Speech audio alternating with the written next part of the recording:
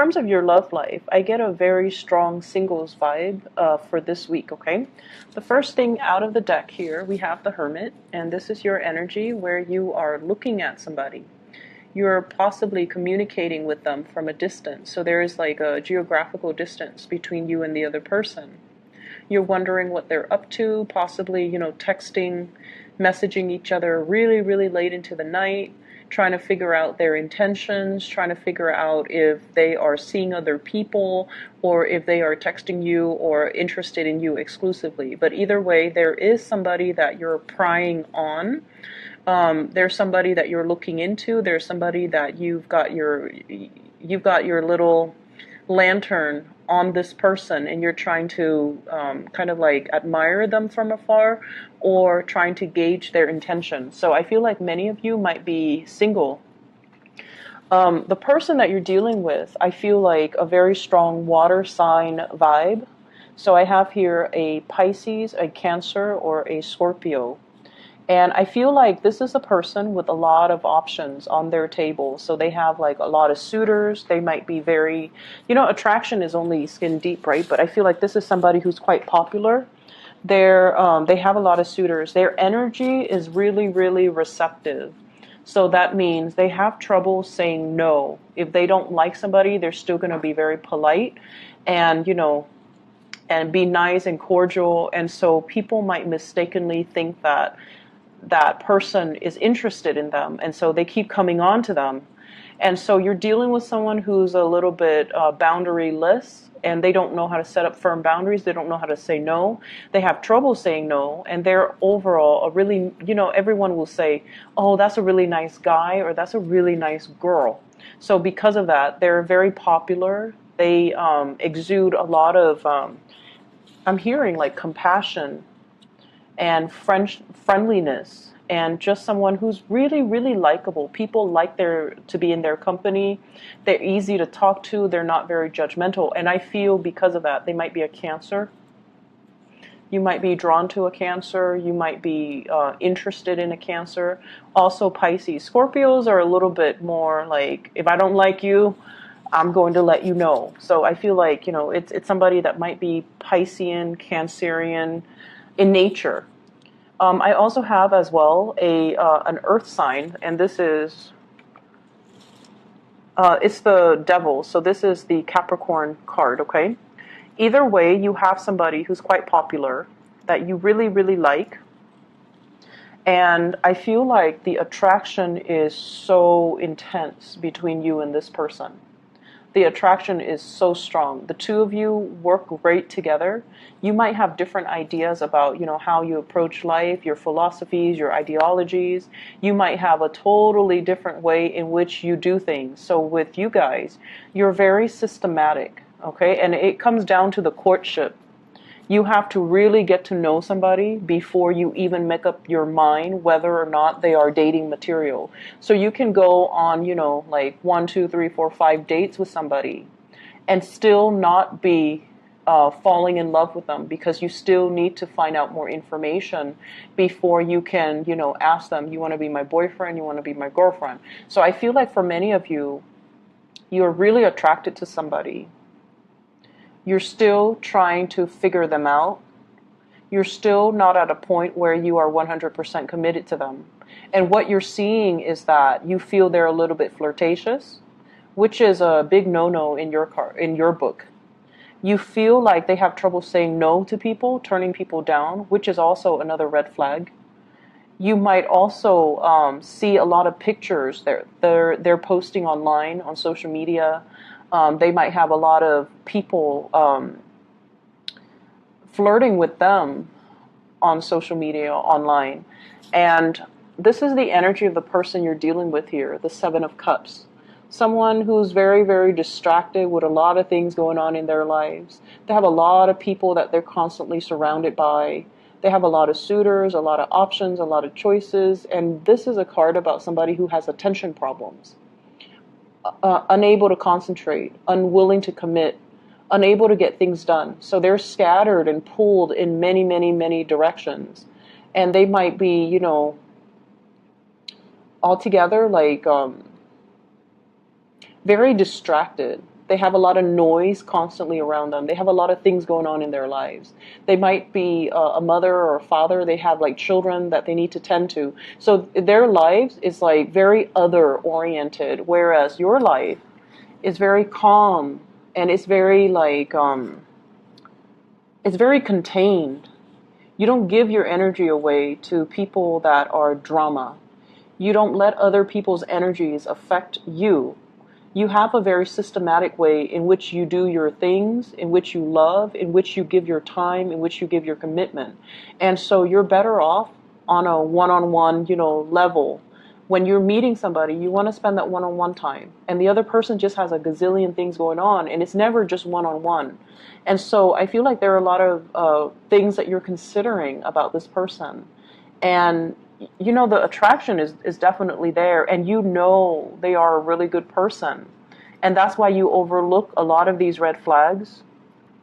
Or you might feel like, they're such a good person that these red flags are not really red flags as long as innately they are a good person. And I feel like they are a really good person. We have here the Nine of Cups, and this is the energy of the other person as well, where they're very sweet, they're very likable, but there are innate issues that keep getting in the way between you and the other person. Like, I feel like you're dealing with somebody who's really, really popular, and you're trying to get an in. Like, it's almost like, and you guys are not flamboyant like the Leos or the Sagittarius or the Aries. You don't just charge right in and, sweep away your, sweep them off their feet and, take them on your horse and ride into the sunset. So you're not one of those types that, go after the other person. You need a certain level of like reassurance. You need them to coax you along the way to let you know that they're interested. But because they have so many people at their side, it's really hard for you to find a way in. It's really hard for you to talk to them. I feel like you're also dealing with somebody that is multitasking, doing a lot of things, having a lot of projects, having a very robust social life or a very robust professional life. And they might be friendly, but emotionally unavailable as well. And so you're starting to realize this. But I feel like the attraction is still really, really, really strong between the two people here with the Devil, where, it's a really strong magnetic attraction. And it feels almost like you're fearing this. You're fearing that you're just going to be one of the other person that's in their life, one of their suitors, one of their groupies. You want to be the one to dominate. You want to be the one, the apple of their eye. You want to be exclusive. But I feel like with this person, there might be a big, big challenge getting the relationship off the ground. For those of you who are in coupled relationships, I feel like there is a huge, huge rekindling in the passion, the chemistry with another person. And you guys might have been, working at cross purposes with each other. You guys might have had a lot of disagreements. There might have been a lot of problems and issues moving the relationship in the direction that you'd hope for, because where you are at professionally, emotionally, might not be in accordance with where they're at professionally and emotionally. So both people definitely want the same things. They want to move forward. But the ways in which they start to move forward, it's like they're turning in different directions. They're spinning their wheels. And I feel like it's been really hard. It's been a big struggle to get the other person to see things from your perspective and to get them to move along in your direction. And it's almost like this required a lot of discipline. It required a lot of mutual understanding. It required a lot of patience. And this is the week where, the patience, the work, the dedication, and the perseverance starts to pay off, because you're getting a really good boost when it comes to the outpouring of love, the outpouring of appreciation from your relationship partner. I also feel like there might have been a major mutual understanding an understanding from your end on a very deep level that, okay, this person is not like me. And it's not because they don't want the same things that I want. They might, delay on the children. They might have children of their own, and it's interfering in the way that, the two of you come together.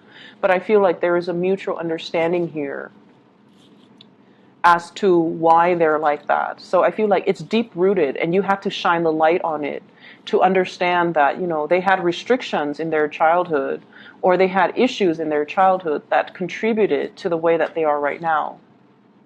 There might not have been the structure and the foundation in their early childhood life that allow them to be as goal-oriented, as structured, and as organized as you. And as a result of it, in their adult life, they're scattered, they're pulled in different directions, they have trouble concentrating, they have trouble getting things done, and they might not have had a role model to really shape them, to guide them, to give them, that sense of direction. Whereas you yourself, you're very self-contained, and you don't need that. But the other person, they're very other-oriented. They needed that. There might have been a lot of restrictions growing up as well. And now as a result of that, they fear success. They fear like worst case scenarios. They fear like as soon as I have something solid, it's going to be taken away from me. So I feel like you're reaching a very deep understanding between you and your partner. And a lot of it has to do with a major awakening, I feel, happening from your end, where it allows you to kind of, be less critical and slip yourself into their shoes, to understand their worldview and understand where they're coming from and why they are like this.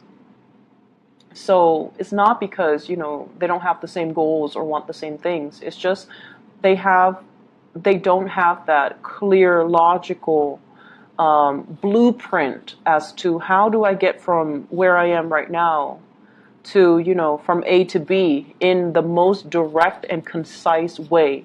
Why does my understanding, the love, the persistence and the perseverance to allow this person to be who they are, while showing your love and giving them the emotional support, that's really going to help heal them as a person, and it's going to help them overcome a lot of the trauma that they've dealt with, okay?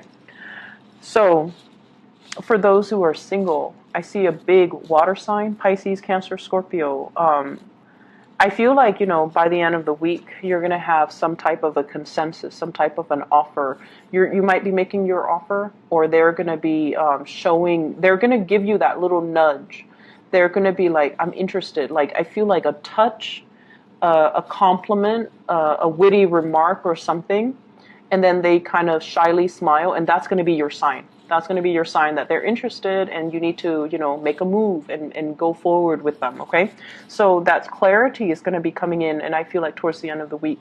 For those dealing with a Capricorn in particular, or another Virgo, if you're dealing with a Virgo, they're really interested in you. And I don't know, two Virgos together, it might be amazing, or it might be, very, very prickly. So just depending on where you're at. But I think that should be interesting. And then Virgo and Capricorns, the Capricorn person is still kind of directionless. Doesn't mean it can't work, but they're still very scattered, very directionless. But I feel like there's very strong chemistry. Whoever you're dealing with, the chemistry is really, really strong. And I feel like, whoever you're dealing with, they seem to be a very right-hearted, like, bright. I think the word is bright, that I'm hearing bright, very smart, possibly, or very, like, their heart is in the right place. Like, they're a really good person, and I feel like you sense that, so you're able to overlook everything else, okay? Other areas of your life, I wish I could just say, you're headed in the right direction. Everything's going to be all peaches and gravy, and, you're in the right place. Professionally, you're headed into some type of a major, major breakthrough when it comes to your career, when it comes to your destiny. So we have the Fool and the Wheel of Fortune. The Fool is taking a brand new path, figuring out what is not making us happy, and then embarking on a new journey, embarking, like taking a risk or even embarking on a new journey. For some of you, this is kind of like looking down, and I see this like you guys are very, very detail oriented, and you don't forget to dot your I's and cross your T's. And a lot of the times in a work environment too, you perform your role. You perform the function that you're hired on to do to the best of your capabilities. But I feel like sometimes you might miss the big picture. You might start to feel in a way where you're just like a cog in the machine. Anybody can replace you. If you leave, somebody else can replace you. So in that way, it can feel like the work that you're doing is very mundane, is not super exciting, is not super life-changing, nor is it inspiring. So I feel that element coming into the picture. And I also feel like you've been looking for other options, you've been looking, scoping, and kind of scanning the horizon to see like, okay, if this is where I am. And some of you might be quite successful because I don't see financial lack. You have here 7 Pentacles, and I feel like some of you are making possibly, $7,000 a month, $70,000 a year, which is a substantial amount of money, right? So I feel like you're at a point where, security issues are not like so dire that you're staying in a job that you hate. I feel like for a majority of you. But then I'm also feeling with the 7 of Cups and the 2 sevens, it's a very spiritual energy. So you have some kind of a spiritual message coming through here. This is a card about, distraction, first of all. Having a lot of options. It's like your mind is so much like a computer where if there is one problem, there has to be one solution. And then you're in an environment where it's like there are so many possibilities, there are so many solutions, which is the best, and you fear making the wrong choice. So I feel like you're in an environment where it's very different from what you're used to, and it's almost like you fear doing the wrong things, you fear making mistakes, and you fear almost like it's too open-ended. There are too many possibilities. How do I absolutely know that I'm taking the best course of action? And so the bottom line here is that you've been looking around, you've been scanning the horizon, and you're just like, if I'm not completely happy here, what other options available for me? What's my next step?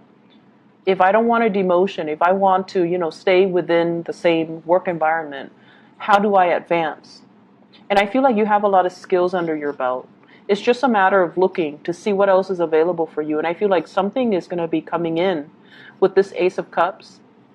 Whatever has been kind of like out there in the ethers and you're kind of looking at it, it's going to solidify itself and it's going to show itself. And I feel like it's going to provide you with a new opportunity.